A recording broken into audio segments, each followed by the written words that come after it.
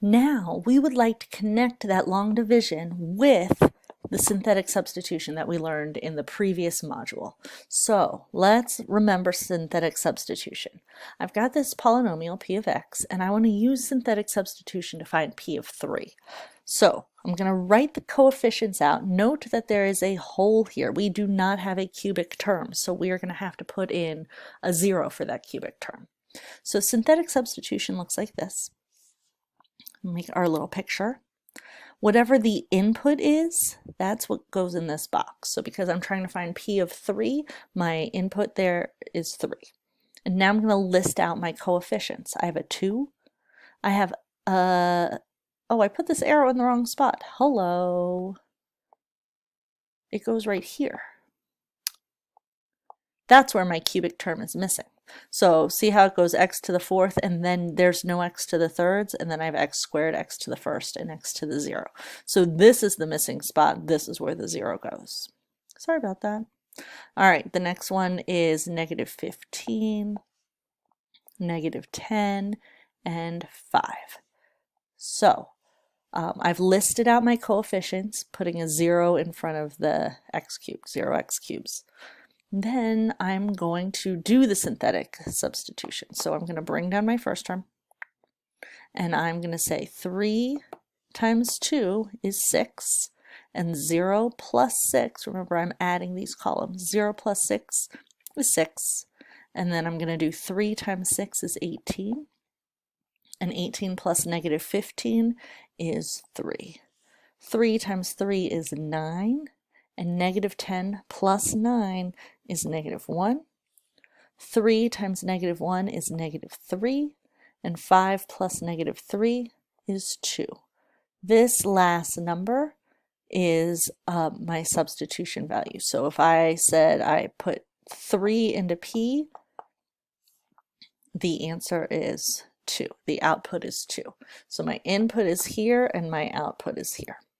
Okay, now these numbers are going to look very familiar in this thing that we do next. The next thing I'm going to do is I'm going to take this exact same polynomial p of x, but I'm going to divide it by the binomial x minus 3.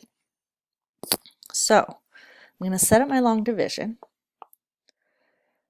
I have 2x to the 4th. Remember, I have 0 cubic terms, so I'm going to write plus 0x cubed minus 15x squared minus 10x plus 5. Okay, and I am going to divide by x minus 3. That's my divisor.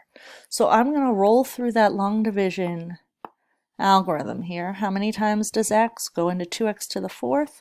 Well, it goes in 2x cubed times 2x cubed times x is 2x to the 4th. Hey, look, it still matches. And then 2x cubed times negative 3 is negative 6x cubed. I'm going to subtract or add the opposite. So this becomes minus, this becomes plus.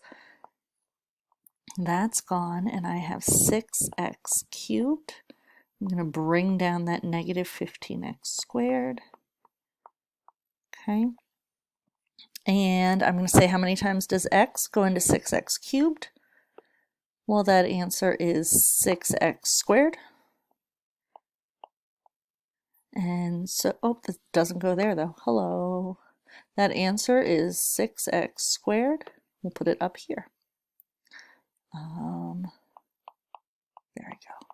6x squared, and then you're going to take 6x squared times x, and you are going to say that that's 6x cubed. 6x squared times negative 3 is negative 18x squared. I'm going to subtract or add the opposite, so this becomes minus and this becomes plus. And I'm going to say that's gone. Negative 15x squared plus 18x squared is 3x squared. Bring down the next thing, negative 10x. And how many times does x go into 3x squared? Well, it goes in 3x times. 3x times x is 3x squared. 3x times negative 3 is negative 9x. I'm going to subtract or add the opposite. So this is minus, this is plus. That's gone. Negative 10x plus 9x is negative x. Bring down that 5, and I get negative x plus 5. How many times does x go into negative x, or what do I multiply x by to get negative x? And that answer is negative 1. So negative 1 times x is negative x. Negative 1 times negative 3 is positive 3. I'm going to subtract or add the opposite. And I get, this is plus, this is minus. That's gone. 5 minus 3 is 2, which is my remainder. Now, let's look back at this last slide and see these numbers here.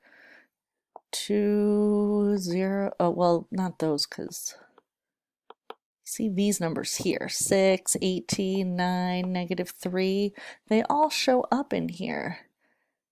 6, negative 18, 9, negative 3. See how they're all coming from this long division problem? I have my quotient for this long division problem is 2x cubed plus 6x squared plus 3x minus 1, remainder 2.